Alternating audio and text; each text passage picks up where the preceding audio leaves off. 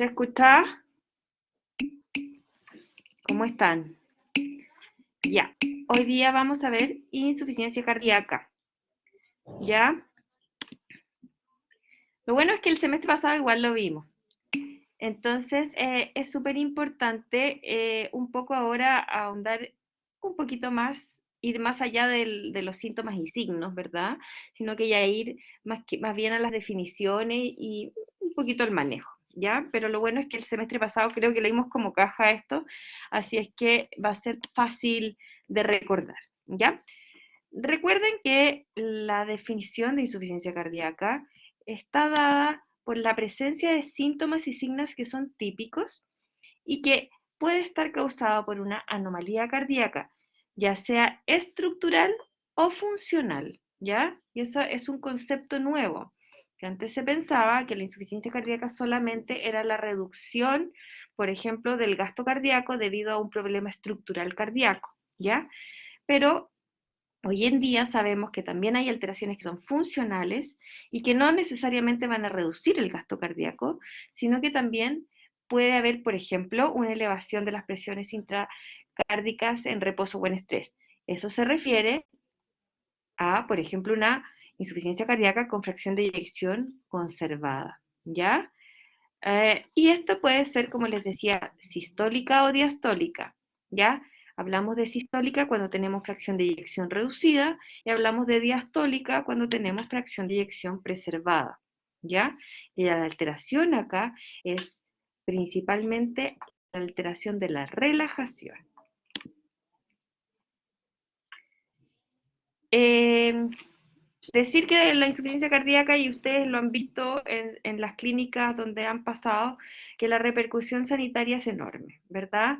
Lamentablemente, las causas de insuficiencia cardíaca son bastante prevalentes en la población. Y si ustedes se dan cuenta, una de las más importantes, por ejemplo, es la cardiopatía hipertensiva, ¿ya? Y sabemos que el 80% de los adultos mayores va a ser hipertenso. Entonces es súper importante eh, tener un poco la pesquisa de estas patologías y el buen manejo, aunque como hablábamos el otro día, por ejemplo, la hipertensión es una enfermedad silenciosa. También hoy día se sabe que, bueno, la cardiopatía coronaria es otra de las principales causas de insuficiencia cardíaca, la cardiopatía valvular, ¿verdad? Las miocardiopatías, que no sé si se acuerdan el semestre pasado que yo les decía que era un subgrupo distinto, porque no tenemos una causa primaria o identificable, ¿verdad? Y hoy en día se conoce además que la diabetes podría provocar también alteraciones cardíacas y le llaman la cardiopatía diabética, ¿ya? Y como les decía, el problema que tenemos hoy día es que la población diabética, hipertensa, dislipidémica, coronaria es muy alta, ¿ya? Se estima que la prevalencia es un 3% de la población, generalmente afecta a 1 o 2% de la población adulta, pero esto va aumentando en la medida que las personas envejecen, ¿ya? Y es la principal causa de hospitalizaciones en los servicios de medicina interna. Además que como hablábamos hoy día con los alumnos que están rotando conmigo, no solamente hacemos los hospitalizamos por la insuficiencia cardíaca, sino que, por ejemplo, una infección me puede descompensar una insuficiencia cardíaca y ser la causa del ingreso, ¿ya? También es importante que sepan que la supervivencia a los 5 años después de un primer ingreso es del 40%, ¿ya? Menor que una población similar, ¿ya? Y que generalmente estos son los típicos pacientes que se rehospitalizan y se rehospitalizan y se rehospitalizan. ¿Por qué? Porque las causas de descompensación puede ser cualquiera, ¿ya?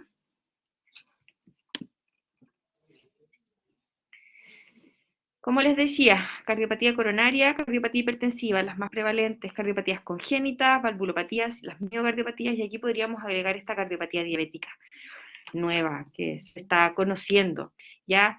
Y, y por qué se conoce, porque hay unos fármacos antidiabéticos que demostraron aumento de la sobrevida en pacientes con eh, insuficiencia cardíaca independiente del nivel de hemoglobina glicosilada. Ahora, fíjense acá que yo les mostré las más prevalentes en la diapositiva anterior, ¿ya? Pero en esta diapositiva vemos que en realidad la etiología puede ser variada, ¿verdad? Por ejemplo, acá enfermedades del miocardio, las típicas, ¿verdad? Cardiopatía isquémica, cardiopatía hipertensiva.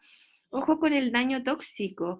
Una vez nosotros tuvimos, no acá en este hospital, en el Padre Hurtado, yo tuve un paciente joven con insuficiencia cardíaca y era porque el gallo era alcohólico y tenía una cardiopatía alcohólica. ¿Ya? Lo mismo con la coca, eh, ojo con los metales pesados, algunos medicamentos. Hoy en día hay unas quimioterapias para el cáncer de mama, por ejemplo, que son cardiotóxicos y pueden ser causa de insuficiencia cardíaca. La radiación, algunos daños inmunomediados o daños inflamatorios, ¿verdad? Hay filtración, ya sea de índole infeccioso y de índole no infeccioso, ¿ya? Infiltración tumoral, también hay infiltración no tumoral, alteraciones metabólicas, alteraciones genéticas. Se corta.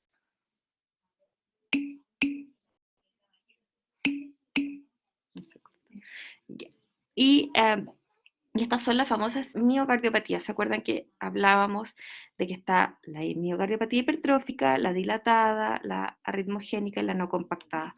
Y está la taquimiocardiopatía, ¿ya? Eh, lo importante es que sepan que las causas son variadas, ¿ya?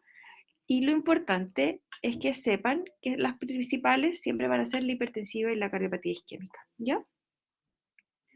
Y también hay algunas causas que no son cardíacas, que no son derivadas de la alteración del miocardio, como por ejemplo valvulopatías, ¿verdad?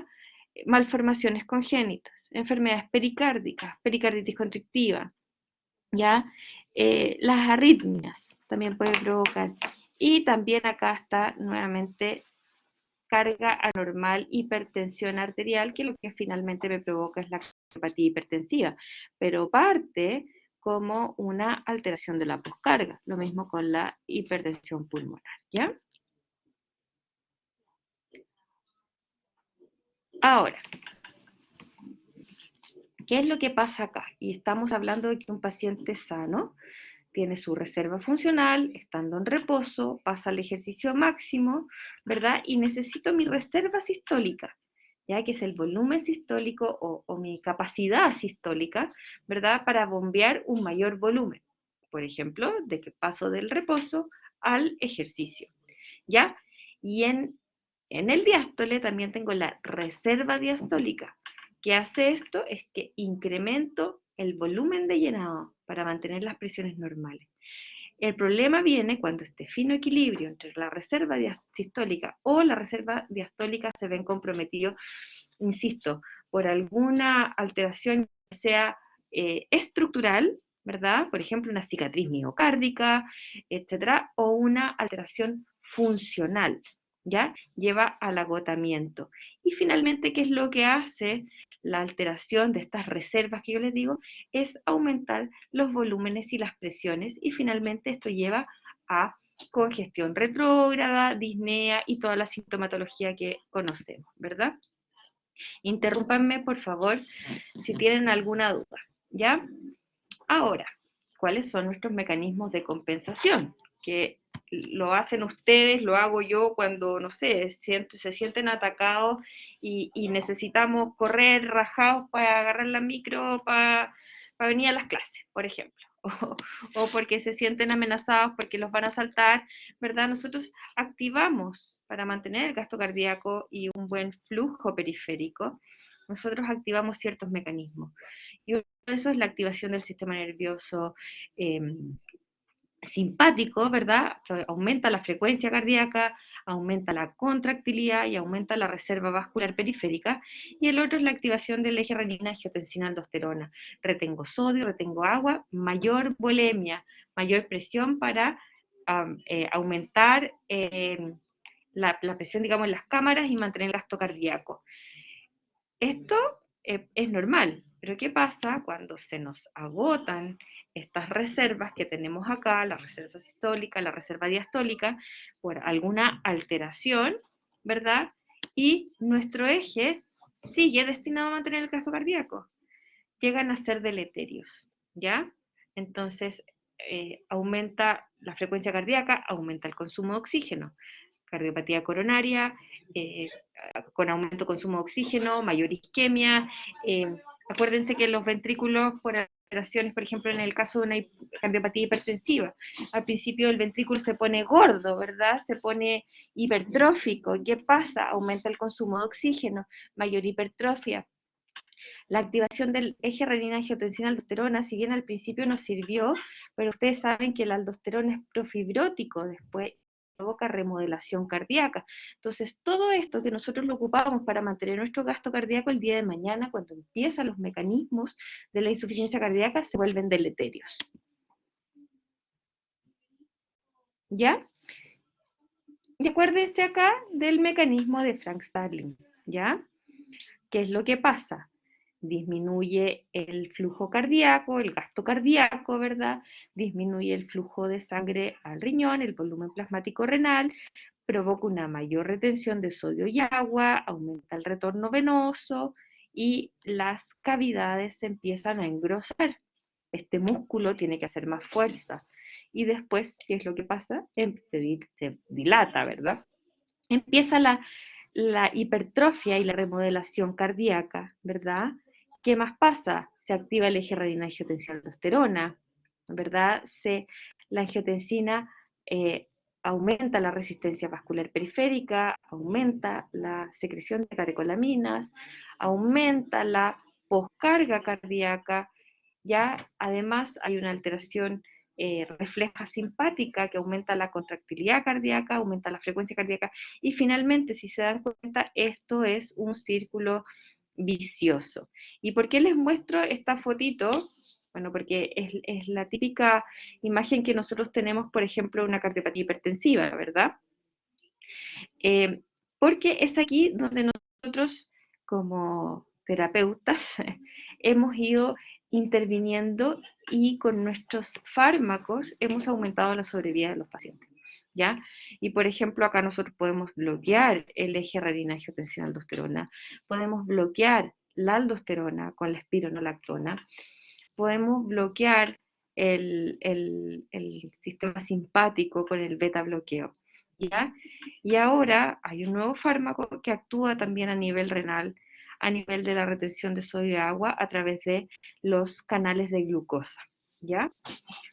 Acuérdense, la aldosterona, renina, angiotensina, aldosterona, es el final de la cadena. La aldosterona es profibrótica, ¿ya?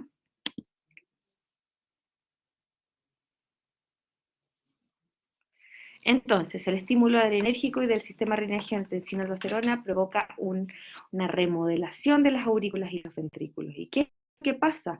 Aumenta la rigidez, disminuye la función diastólica. Acuérdense del diástole que era cuando este corazón se relaja para llenarse, ¿verdad? Y provoca una desorganización de los miocitos. Esto además aumenta la excitabilidad, hay aumento de catecolaminas y favorece la aparición de arritmias, ¿ya? Y, como les decía antes, la aldosterona, que es el final de nuestro eje renina-angiotensina-aldosterona, estimula la apoptosis y la reparación fibrosa, ¿ya? Por ende, aumenta la rigidez miocárdica.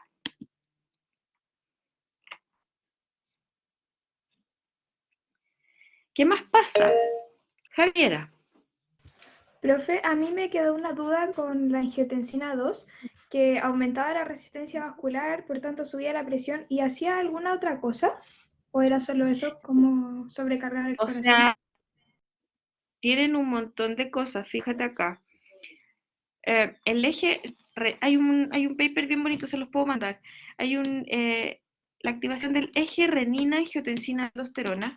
Si bien nosotros sabemos que el producto final es la aldosterona, la angiotensina, que es la angiotensina 1, ¿verdad? Después pasamos a la angiotensina 2. La angiotensina 1, perdón, la 2, eh, tiene un fenómeno que es vasomotor, ¿ya? Y de hecho, por ejemplo, acá, cuando nosotros hablamos de la retención de sodio y agua a nivel renal, ¿verdad? Por el eje renina-angiotensina-aldosterona, es porque la angiotensina juega en las arteriolas aferentes y eferentes a nivel del riñón. Entonces, regula como la microcirculación intrarrenal, ¿ya?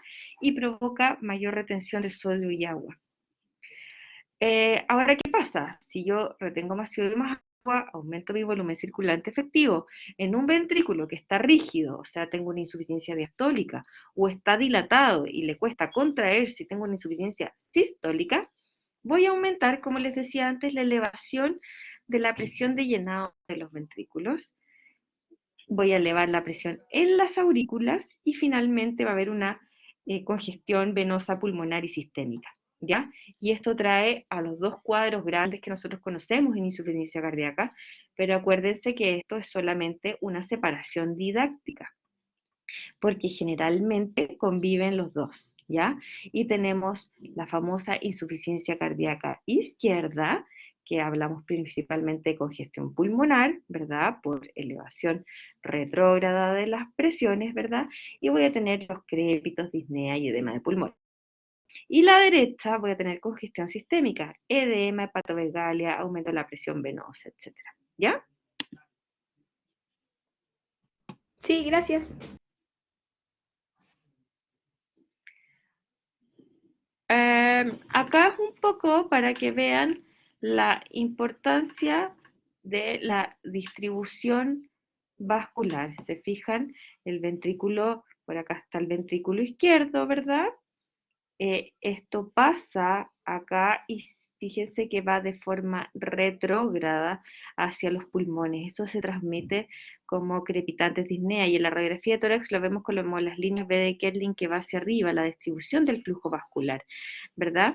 Y acá muestra un poco la congestión a derecha, ya en el cual al aumentar las presiones aumenta la presión venosa sistémica, hay hepatomegalia, puede haber ascitis y hay edema de extremidades inferiores. Ahora, al aumentar la presión en las aurículas y los ventrículos, al aumentar la activación simpática y la activación del sistema renina-angiotensina-aldosterona, vienen los buenos. Estos son los malos de la película y ahora vienen los buenos de la película. Y aquí aparecieron los famosos péptidos natriuréticos, ¿ya? Que lo que intentan es compensar toda la acción de nuestros mecanismos de compensación que finalmente no resultaron, ¿verdad? Y tratan de aumentar la natriuresis, o sea, botan sodio, botan agua, relajan los vasos sanguíneos y se ha visto que reducen la hipertrofia, ¿ya? Y es por eso que cuando hablábamos, por ejemplo, del examen de elección para ver si la disnea de origen respiratorio cardíaco, hablamos de los péptidos natriuréticos, porque los péptidos natriuréticos están elevados en insuficiencia cardíaca, por todo esto, ¿ya? Entonces, los péptidos natriuréticos tienen un rol diagnóstico, también tienen en la clínica, porque yo puedo ir controlando y hacer una curva de mis péptidos natriuréticos para ver cómo va mi terapia, ¿ya? Y también hay unos fármacos que inhiben se llama la degradación de estos péptidos natriuréticos, haciendo que aumenten en el plasma y ahí atacamos otro foco, digamos. Disminuimos esto con los fármacos y aumentamos los buenos. Otras consecuencias de esta compensación, la las arritmias. El semestre pasado vimos cuando, por ejemplo, tenemos valvulopatías o tenemos una insuficiencia cardíaca con un gran ventrículo hipertrófico, etcétera, y se transmite la presión hacia arriba y el volumen, ¿verdad? Esto hace que la aurícula, que yo les decía es un músculo mucho más chacha, más, que no es tan bueno, digamos, como el del ventrículo, rápidamente se distienda, ¿ya? Se dilate y tenemos una dilatación crónica y esta desestructura de las aurículas hacen que nuestros cables, nuestra información nerviosa se desordene, se desorganice, y los pacientes generalmente, cuando tenemos unas mega aurículas o una aurícula dilatada, tenemos el riesgo de que caigan en fibrilación auricular o en flutter por unos circuitos que se llaman de reentrada, ¿ya? Lo mismo pasa, por ejemplo, el flutter. El flutter es lo mismo que sucede a nivel de la fibrilación auricular. Les voy a prender la cámara para que me miren. Ustedes saben que yo siempre les hago señas. Entonces acuérdense que está como desorganizado, está así. El flutter, en cambio, hay circuitos de reentrada ahí mismo, y que el estímulo va a pasar por el nodo. ¿Se acuerdan del nodo auriculoventricular? O sí. Pasan de forma más ordenada. Por ejemplo, 3 es a 1, 2 es a 1. Y yo veo, por ejemplo, contracción de aurícula, contracción de aurícula, contracción de aurícula, pasa el impulso. Pero no necesariamente es una aurícula que viene de una alteración, o sea, de un ritmo que es sinusal. No es un ritmo sinusal, es un ritmo de flutter. De hecho, la onda de flutter se llaman ondas en serrucho, que son distintas, ¿ya? Son ondas de F minúscula. No nos indica marcapasos, se indica generalmente ablación de ese haz que me está provocando este circuito de reentrada, o manejo con beta bloqueo también, ¿ya?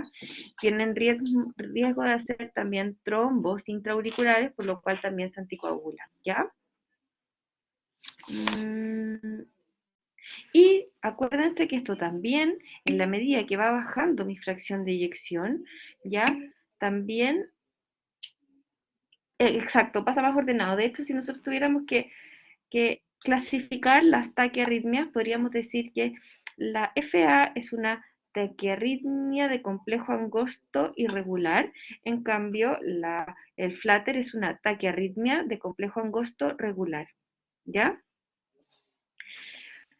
Ok, entonces cuando se nos desestructura el miocardio ventricular, ¿verdad? También empieza a haber fibrosis y empiezan a haber las arritmias ventriculares. Y es por eso que a mayor caída de la fracción de eyección, mayor riesgo de muerte súbita. Estos pacientes tienen indicación de ponerse un DAI, un desfibrilador automático implantable, ¿ya? Voy a cortar el video para que haya mejor señal. Acuérdense también, ¿se acuerdan que yo les explicaba el semestre pasado que el corazón, la parte de los ventrículos, se depolariza desde la izquierda hacia la derecha? Bueno, podemos tener asincronía en esto, ¿verdad? Por esta hipertrofia generalmente, y aparece el famoso bloqueo de rama izquierda, y al haber esta desincronización, también aumenta la reducción de la fracción de eyección, ¿ya? De hecho, en esos casos está indicado un resincronizador. Estamos hablando ya de terapias súper específicas, pero de verdad que ayudan a los pacientes cuando están en estadios terminales. Ya. ¿Cómo vamos a clasificar esta insuficiencia cardíaca en agudo? Generalmente en el transcurso de las 24 horas. Por ejemplo, un infarto agudo del miocardio puede cursar con una insuficiencia cardíaca aguda, o una rotura de un músculo tendíneo, etcétera, o la rotura de una válvula por una endocarditis, qué sé yo. Y esta es la forma más frecuente que nosotros vamos a ver, que es la forma crónica, ¿verdad? La aparición de los síntomas y signos aparecen en semanas, ¿verdad? Y van siendo progresivos. Entonces partimos, qué sé yo, con disnea de grandes esfuerzos, después de cada vez menos esfuerzo, hasta hacerse de reposo. Lo mismo con la edema extremidades inferiores, aparece la disnea paroxística nocturna, etc. Y puede ser bastante estacionaria en el tiempo, hasta que empiezan descompensaciones. Y algo que yo le digo a todos los alumnos: todas las enfermedades crónicas se descompensan por algo, ya una enfermedad renal, una enfermedad cardíaca, o por ejemplo una demencia, ya es algo crónico que se puede descompensar. Entonces, en la insuficiencia cardíaca, siempre, cuando nosotros hacemos el diagnóstico, buscar la causa, buscar el factor descompensante, ¿verdad? Y buscar la consecuencia. Mm, la presentación aguda, inicio súbito de disnea, ortopnea, fatigabilidad, y aquí generalmente esputo salmonado es espumoso, es el edema pulmonar agudo de origen cardíaco, ¿ya? Al examen físico puedo encontrar signos de hipoperfusión tisular y congestión, ¿ya? Y en la radiografía de tórax eh, no son necesarios para reanimar al paciente. Este paciente que se presenta con insuficiencia cardíaca aguda es un paciente grave, ¿ya? Que hay que ir y solucionar la causa del por qué está así. Ya. Otra forma de clasificar la insuficiencia cardíaca, dijimos agudo crónico, otros por la presentación clínica, ¿verdad? Y otro es por la fracción de eyección del ventrículo izquierdo.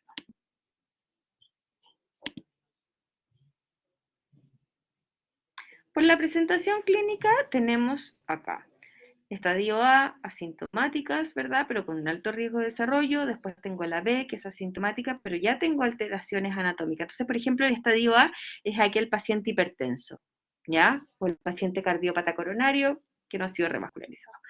El estadio B, ya tengo alteraciones anatómicas o funcionales, pero el paciente está asintomático. Y el estadio C, generalmente, es donde encontramos a todos nuestros pacientes, ¿ya? Que son sintomáticos y con enfermedad anatómico-funcional subyacente.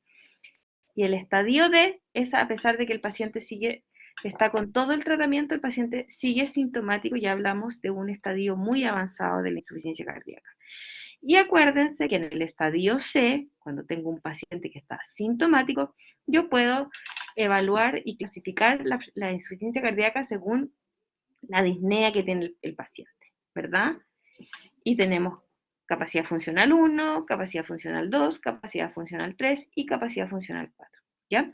Eso lo vimos el semestre pasado, así que de ahí le pueden echar una miradita si es que se les olvidó, ¿ya? Y por la fracción de eyección, tenemos insuficiencia cardíaca con fracción de eyección conservada, si la FEBI es de 50, reducida si es menor a 40, y ahora apareció una clasificación que se dice fracción de eyección en rango medio, ¿ya? Que en realidad eh, cambian un poco los números, ¿ya? Pero el manejo es igual que una fracción de eyección reducida. Como que en eso no cambia mucho. Entonces tenemos para, para, para manejo, finalmente tenemos insuficiencia cardíaca con fracción de eyección preservada y con fracción de eyección reducida, que puede estar poco reducida o muy reducida, y eso es otra cosa. Importante, la fracción de eyección está directamente relacionada con el pronóstico. Como les decía, la muerte súbita aumenta cuando la FEBI baja. A mayor FEBI baja, mayor riesgo de muerte súbita, ¿ya? Y eso es principalmente por arritmias. ¿Cuál es la historia natural de un paciente con insuficiencia cardíaca? Empieza el daño miocárdico. Por ejemplo, acá tenemos un vaso aterosclerótico, una cardiopatía coronaria o una cardiopatía hipertensiva, por ejemplo, ¿verdad? Empiezan estos mecanismos de compensación que ya lo vimos en las primeras diapositivas. El daño supera mi reserva funcional, se dilata mi corazón, se pone gordo mi corazón, se dilatan los ventrículos y viene un factor desencadenante, ¿ya? Que, eh, o un incremento abrupto de la demanda del trabajo. Por ejemplo, un paciente que hace esfuerzo. Y aquí aparecen los famosos síntomas. Esto puede pasar muchos años en que se mantenga esta historia hasta que ya se haga una insuficiencia cardíaca clínicamente evidente. Acá tenemos A y B dentro de nuestra clasificación metida. Acá ya C, ¿ya? Y cuando nosotros hablamos de factores precipitantes o descompensantes, el número uno en todas las patologías crónicas es la mala adherencia al manejo no farmacológico y al farmacológico, ¿ya? La gente no hace dieta y ejercicio, no restringe sal y agua, ¿verdad? Y se toman los medicamentos harto mal. Como ayer hablábamos en hipertensión, o sea, el viernes hablábamos en hipertensión, estos pacientes muchas veces consumen muchos fármacos, se les olvida. Entonces, tratemos de que sea la prescripción lo más fácil posible. Y obviamente hay factores conocidos también que siempre hay que ir a buscar. Infecciones, ¿ya? Hipertensión no controlada, alguna cirugía, sobrecargas hídricas, arritmias. Las taquiarritmias son pésimas para la fracción de eyección conservada, cuando yo tengo una insuficiencia diastólica. Acuérdense que el tiempo, o sea, el llenado de mis ventrículos depende del tiempo de la diástole. Y en la medida que yo tengo una taquiarritmia, voy a tener menos tiempo de diástole y menos, por ende, volumen eyectivo, ¿ya? Eventos isquémicos, eventos embólicos, imagínense un TEP, alteraciones tiroideas, imagínense un hipertiroidismo, un estado hiperdinamico. Lo mismo pasa con la anemia. El uso de AINES, que retiene sodio y agua, corticosteroides y beta-2 agonistas que provocan taquiarritmias. ¿Y cuáles son los síntomas y signos? Esto lo vimos el semestre pasado, yo creo que lo pueden echar una revisadita y yo creo que los conocemos bastante bien. Javiera. Profe, perdón que la interrumpa, pero es que como que me confundí en las taquiarritmias. Claro, el tiempo de diástole es menor, entonces se irriga menos el corazón, pero también, ¿por qué disminuye la fracción de eyección? ¿Porque entra menos sangre al corazón? Claro, ¿Esa es la porque razón? Ah, llega, ya. exacto, se llena, hay menor llenado del ventrículo. Entonces, tengo mucho menos tiempo de que la llave está abierta para que entre la sangre al ventrículo. ¿Se entiende? Sí, gracias. Entonces, el volumen de sangre que entra es menor también y empieza la congestión retrógrada. ¿Ya? Bueno, y tenemos los síntomas típicos, los menos típicos. Recuerden que aquí los más específicos son la disnea paroxística nocturna. ¿Ya? Y tenemos los signos. ¿Cómo hacemos el diagnóstico? Están los famosos criterios de Framingham, ¿ya? Que tenemos criterios mayores y criterios menores y tienen mucho que ver con estos signos y síntomas que les mostré en la diapositiva anterior, ¿ya? Eh, pero hoy en día no solamente es importante el diagnóstico clínico de la insuficiencia cardíaca, sino que tenemos tres pilares. La clínica, con signos y síntomas que son llamativos, los péptidos diuréticos, que van a estar aumentados, y la ecografía. La ecografía finalmente nos va a decir si la fracción de eyección va a estar preservada, disminuida o moderadamente disminuida, ¿verdad? Y nos va a mostrar el tipo de anomalía que nosotros tenemos.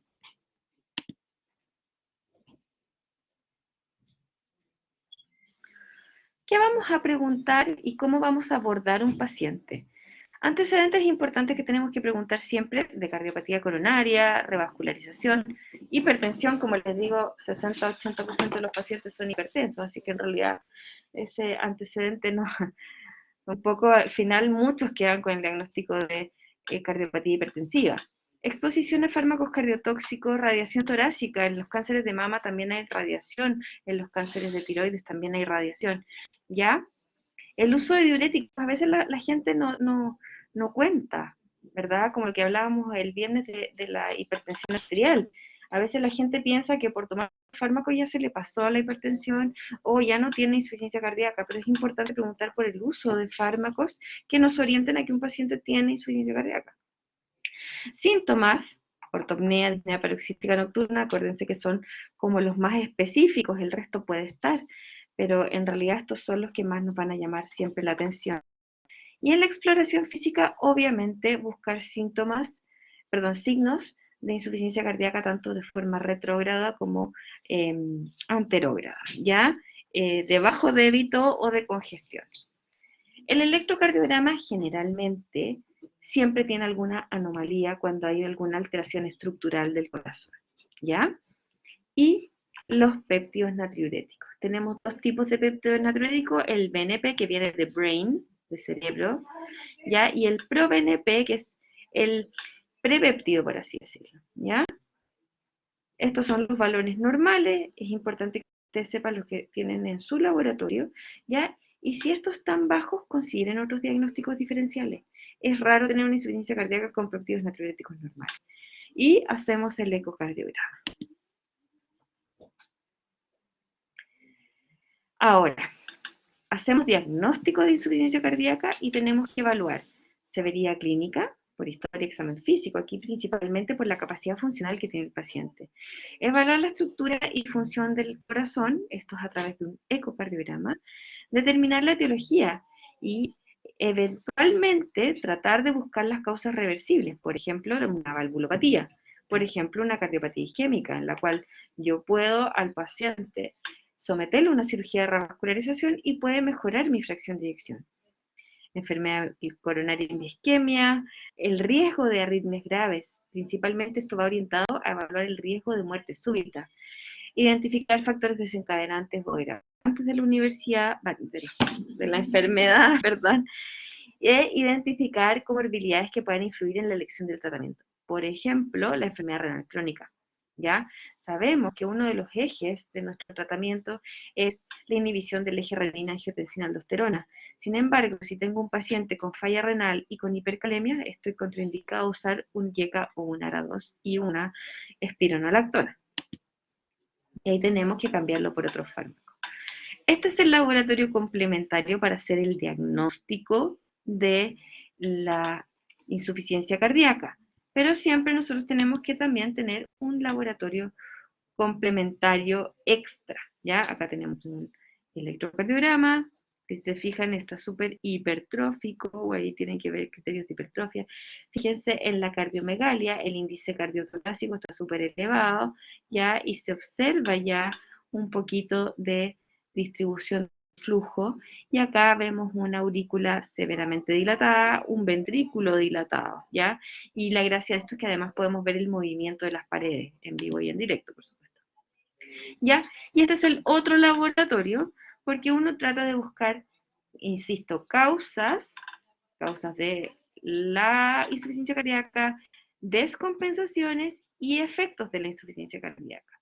Entonces, en el hemograma, por ejemplo, yo puedo tener algunos marcadores de mal pronóstico, como la anemia, la linfopenia, pero también me va a servir para buscar un cuadro infeccioso en el caso, por ejemplo, de una descompensación de la insuficiencia cardíaca. La creatinina en sangre es súper importante porque no solamente el riñón puede estar contribuyendo a una insuficiencia cardíaca, sino que además es órgano blanco de una insuficiencia cardíaca y así, perdón. Existe el síndrome cardiorrenal. Orina completa para ver si hay pérdidas de proteínas, por ejemplo, el sodio. Cuando yo tengo un sodio bajo en insuficiencia cardíaca, acuérdense que era dilucional, ¿ya? Es mal pronóstico, es un marcador de pésimo pronóstico. El potasio, principalmente si tengo una hipercalemia, voy a tener eh, eh, límite en usar estos fármacos, ¿ya? Puede haber congestión hepática y elevación de las transaminasas. La albúmina también es un marcador de mal pronóstico. El ácido úrico es un factor de riesgo cardiovascular. Y siempre pedir TSH y T4 libre, ¿ya? Y en casos específicos, por ejemplo, el paciente vive en el norte, y ahí tiene una cardiopatía dilatada, pigal de serología Chaga, VIH en todos los pacientes, siempre. ¿Ya? Aquí ya no hay subgrupos, hay quien pedirle VIH y hay quien no, se los piden a todos. Lo mismo que la hepatitis B. ¿Ya?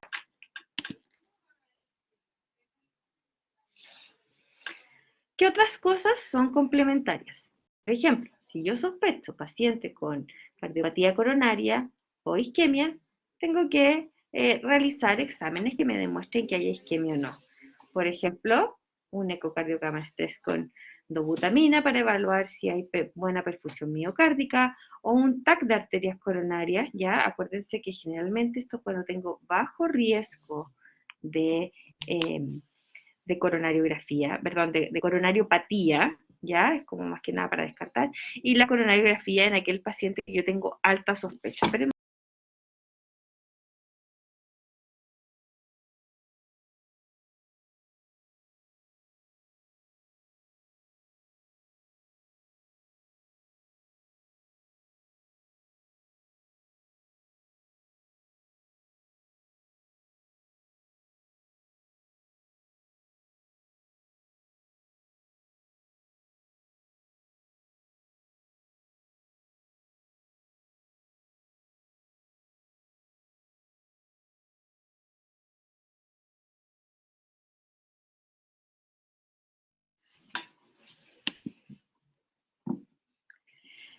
Y el manejo, vamos a darle una pincelada al manejo.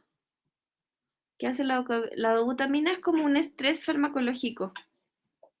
Es un fármaco inótropo positivo que aumenta la contractilidad y la frecuencia cardíaca. Entonces hace como un esfuerzo, ¿ya? Y la gracia de la dobuta es que a dosis baja yo puedo ir reclutando músculo viable o músculo isquémico y se ve en la ecografía, en vivo y en directo, como una pared se va quedando, ¿ya? Ok.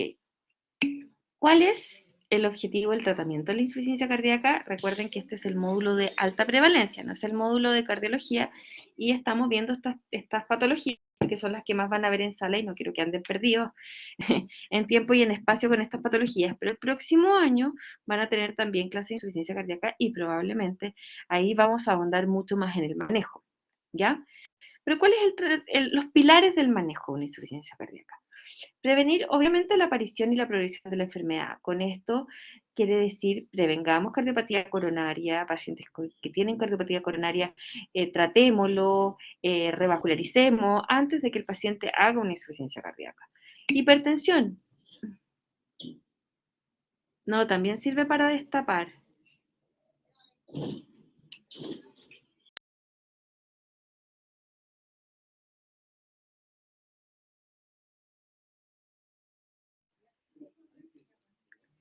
Ya. La hipertensión, por ejemplo, también el tratamiento, las valvulopatías, verlas a tiempo, ¿ya? Eh, Reducir las tasas de mortalidad y hospitalizaciones, por supuesto, esto finalmente es lo que más aqueja a los pacientes que viven hospitalizándose y tienen un gran deterioro de su calidad de vida, ¿ya? Y para eso tenemos el manejo no farmacológico, el manejo farmacológico, el manejo eléctrico y el manejo quirúrgico. Y una pinceladita muy rápida. Manejo no farmacológico, restricción de sodio y de agua. Controlar el peso, suspender el OH y hacer un ejercicio, idealmente una cardiorehabilitación. ¿Y cuáles son los pilares del tratamiento farmacológico? Ya lo habíamos visto, ¿verdad? Bloqueemos la actividad adrenérgica, aquí tenemos los beta bloqueos. Bloqueemos el eje renina-angiotensina-aldosterona, acá tenemos tres familias, los YECA, los ARA2 y los antagonistas de los mineralocorticoides, de la aldosterona, ¿ya? La inhibición de la neprilicina, ¿ya?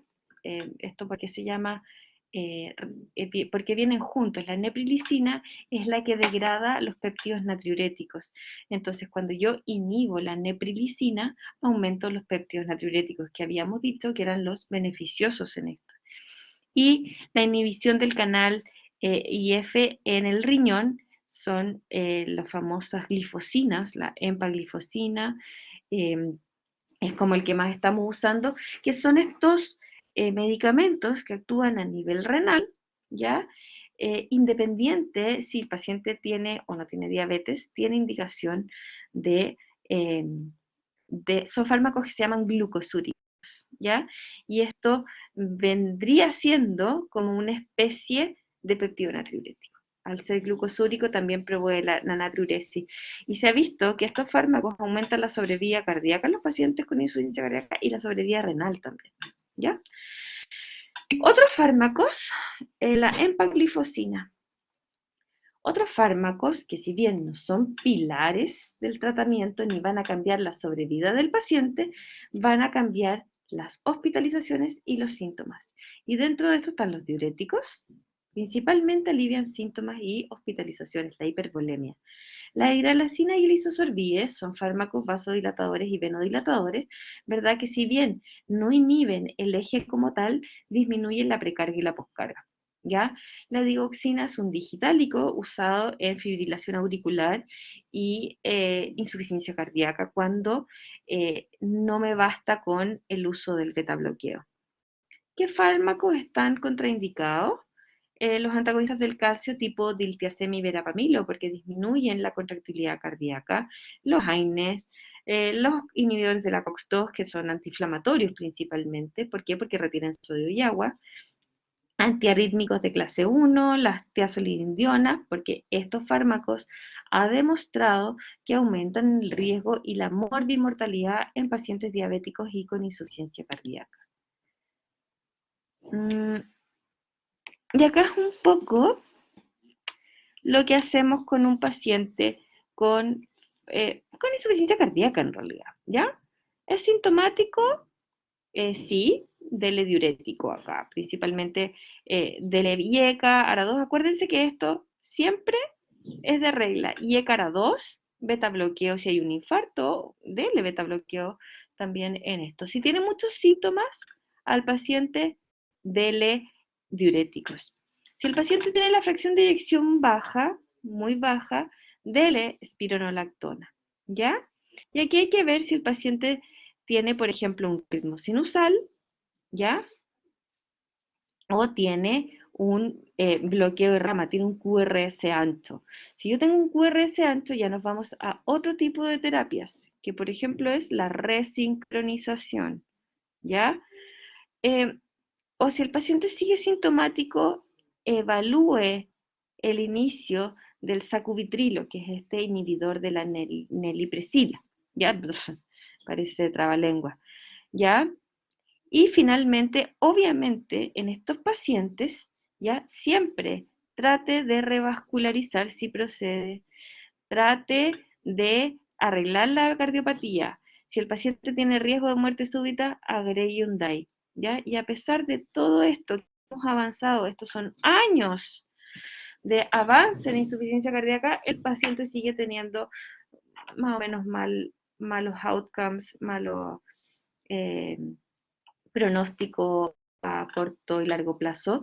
Y el problema de estos pacientes es cuando están muy sintomáticos y están terminales muy sintomáticos, porque es terrible ver morir a un paciente disneico. ¿Ya? Eso es lo que quería hablarles hoy día de insuficiencia cardíaca. ¿Dudas? ¿Preguntas?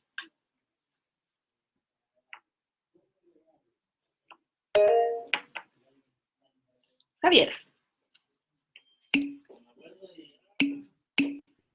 Profe, yo me perdí un poco con el QR ancho, como que ahí no entendí. Cuando el QR está ancho, quiere decir que hay un bloqueo de rama izquierda, ¿ya? Y quiere decir que el ventrículo derecho se contrae en distinto tiempo que el ventrículo izquierdo. Hay una desincronización. Y se ha visto que si uno pone unos resincronizadores, ¿ya? Que hacen que sea lo más fisiológico posible, aumenta la fracción de eyección levemente, pero mejora los síntomas de los pacientes. Si al final acuérdense que no siempre vamos a poder curar al paciente, de hecho es una enfermedad crónica, pero sí vamos a tratar de que el paciente sea lo menos sintomático posible para que tenga una buena calidad de vida, ¿ya? Entonces, si podemos darle todo eso, lo vamos a ir, siempre esto ya estamos hablando de un subespecialista el que indica estas cosas, pero ustedes tienen que saber de que existen todo esto, ¿ya? Gracias. Alana.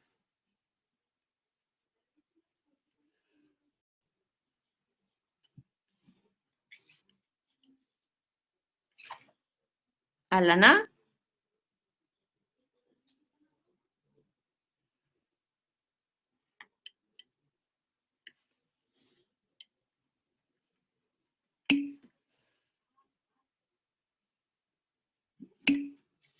No, no se escucha.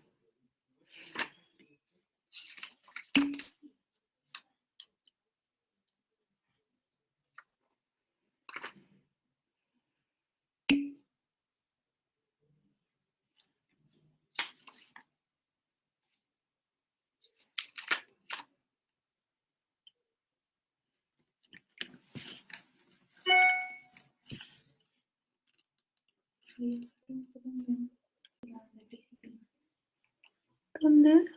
Ah, la nepricilina degrada. Sí, pues es un inhibidor de la nepricilina. La idea es que los péptidos natriuréticos aumenten. eso es lo que te explicaba, que en realidad no hay tanta importancia porque se manejan con fracción de eyección disminuida. Lo que pasa es que hay algunos números, por ejemplo, en los que tienen moderadamente reducida la fracción de eyección, no les dejamos pironolactona, pero sí los que tienen la fracción de eyección bien disminuida. Ese tipo de cosas medias quisquillosas que les gusta hacer a los gringos y después los europeos, que sacan una guía, que ponen otras definiciones, de repente no son tan fácil de aplicar a la práctica y uno los maneja así nomás, ¿ya? Como si, por ejemplo, la moderadamente disminuida fuera eh, como una fracción de eyección disminuida. Y en el tiempo la gente se va dando cuenta. Es como la clasificación, que la vamos a ver en la clase de neumonía, es como la clasificación ATS de las neumonias, que, que pucha, la han tratado de cambiar un montón de veces, pero al final en la práctica la usamos N y por eso se sigue usando. Y la seguimos, y vuelven a lo mismo, ¿te fijas? Entonces, hay que ver bien qué es lo que va a pasar con esta FEBI. Estas son las últimas clasificaciones de las últimas guías, pero lo importante que sepan es que se tratan como una FEBI disminuida. Y hay mucho menos evidencia en relación Hay mucho menos evidencia en relación a la FEBI conservada porque todos los estudios se han hecho con FEBI disminuida, pero se extrapolan finalmente los estudios y los manejos. Sofía, no recuerdo de qué era tu correo.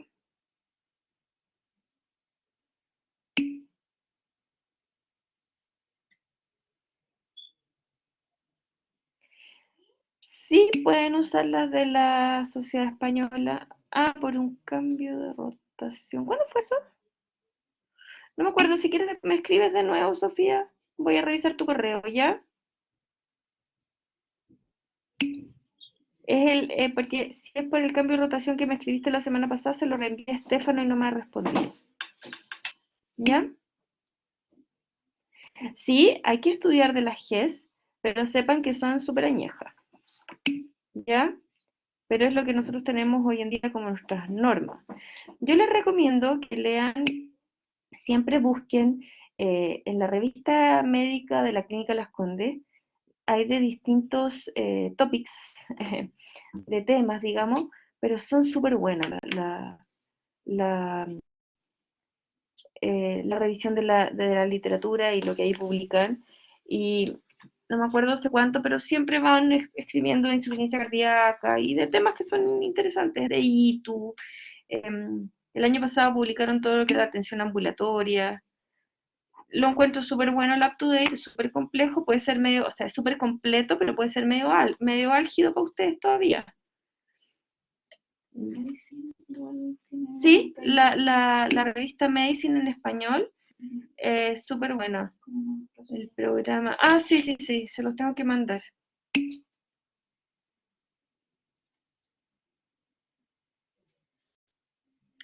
Recuerden que hay una compañera que está de intercambio para que la sumen en la información, en los correos que tienen que reenviar los delegados y todo, ¿ya? Incorpórenla ya, papachela, ahí en el curso, ¿ya? Ya, chicos, nos vemos mañana. Se supone que sí, po. Sí, por el Cibum, por la central